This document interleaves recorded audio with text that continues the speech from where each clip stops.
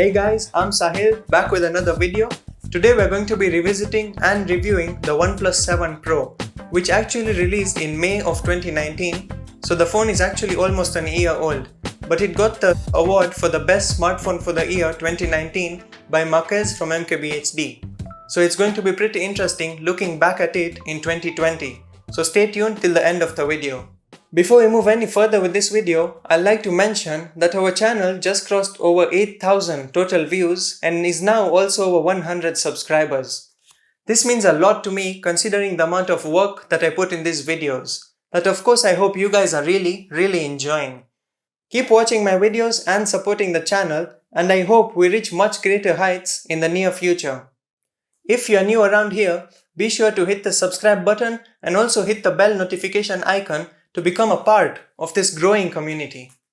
Alright, so let's get back to the OnePlus 7 Pro, and as usual, starting with the specifications. The OnePlus 7 Pro has a 6.67-inch 90Hz AMOLED display with a resolution of 1440 by 1320 pixels. It has a Qualcomm Snapdragon 855 CPU with an Adreno 640 GPU. It comes with 128 or 256 GB UFS 3.0 storage, and also comes with 6GB, 8GB or 12GB of RAM. It also has a 4000 mAh battery that supports 30-watt warp charging.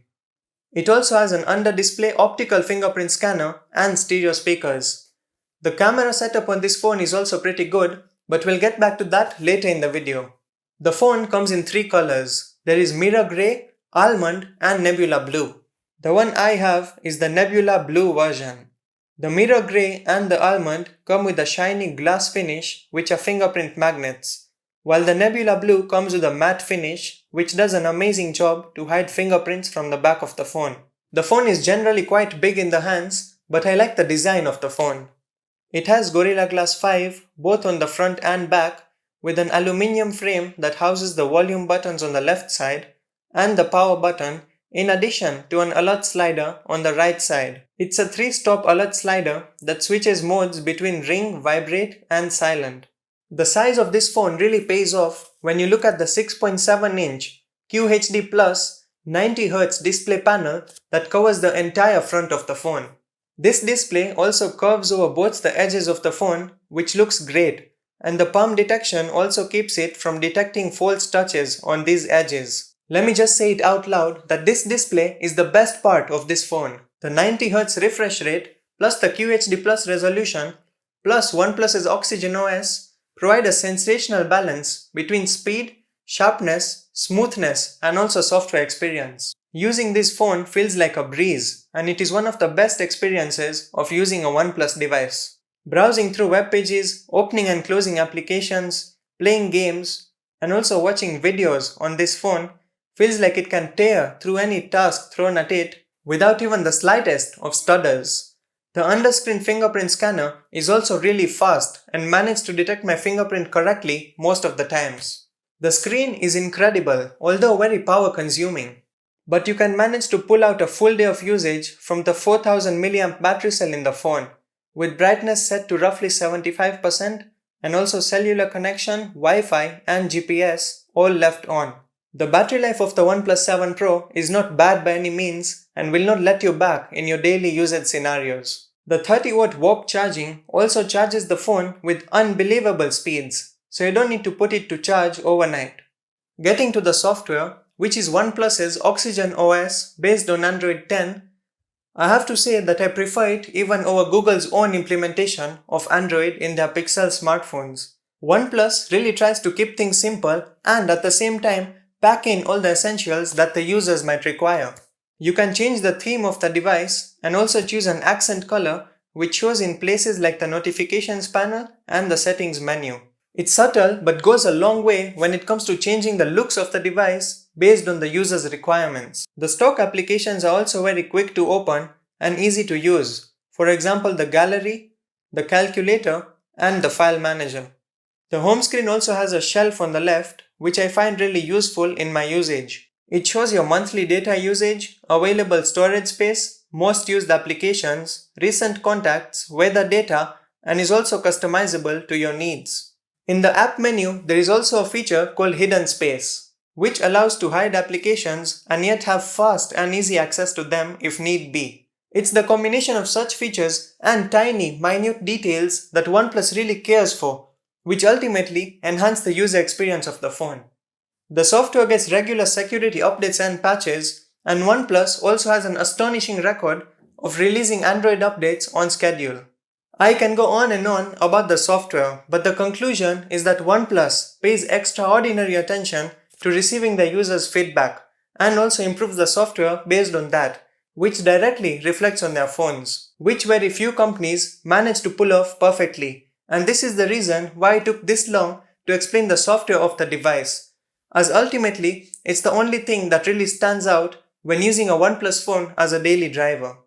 Let's move on to the cameras of the OnePlus 7 Pro. And for a twist, let's start with the selfie camera. It's a 16 megapixel f2.0 motorized pop-up sensor. The camera unit pops out using a motor mechanism at the top of the phone. This implementation leaves the screen of the device completely untouched by notches or hole punches. The records also say that the pop-up module has held up very well. And a neat feature is that if you drop the phone, the pop-up camera actually retreats back inside the phone to prevent the damage caused by the fall. It is also capable of face recognition and does the entire process very fast. The actual selfie sensor is good and does its job relatively well. Moving to the main camera setup, it contains 3 sensors: a 48 megapixel main sensor, an 8 megapixel telephoto 3x optical zoom sensor, and a 16 megapixel ultra-wide sensor. The main sensor and the telephoto sensor have optical image stabilization. The images that come out of this camera are okay. They seem to have a lot of contrast and also seem to over-sharpen the edges. The low light performance is not great, as the images can get noisy even in partially lit environments. It also struggles to capture shadow and highlight details properly. I'm a fan of the ultra-wide cameras, and the ultra-wide camera on the OnePlus 7 Pro does an amazing job in brightly lit environments and helps capture subjects in environments in many creative perspectives. Being very honest though, the cameras on the OnePlus 7 Pro are by far the weakest part of the phone. They are really good but seem to fall far behind when compared to other smartphone cameras like the Samsungs, Apples and also Huawei's. I'm really hoping to and would love to see upgraded cameras in OnePlus's next flagship devices. Pausing for a bit, let me point this out that even with the glass back that OnePlus chose to go for, they did not include wireless charging in their phones. Not even the ones that came out after the OnePlus 7 Pro, that is the OnePlus 7T and the OnePlus 7T Pro. And as I've already said that, let me also mention that these devices also don't have an IP rating. They are water resistant though, according to OnePlus's factory testing, if you can actually trust that. This device also doesn't have a headphone jack, and also there is no slot for microSD card expansion. They omitted some of these features from their phones to keep the prices of their phones lower, as OnePlus as a company was based on providing good phones with mid-range prices. We can all see how that has gone though, with OnePlus slowly but consistently increasing the prices of their phones. All we can do is hope that OnePlus manages to add wireless charging and also an IP rating in their next phones, which will most probably be called the OnePlus 8 and OnePlus 8 Pro. Concluding with the OnePlus 7 Pro, it was a remarkable addition to the OnePlus lineup.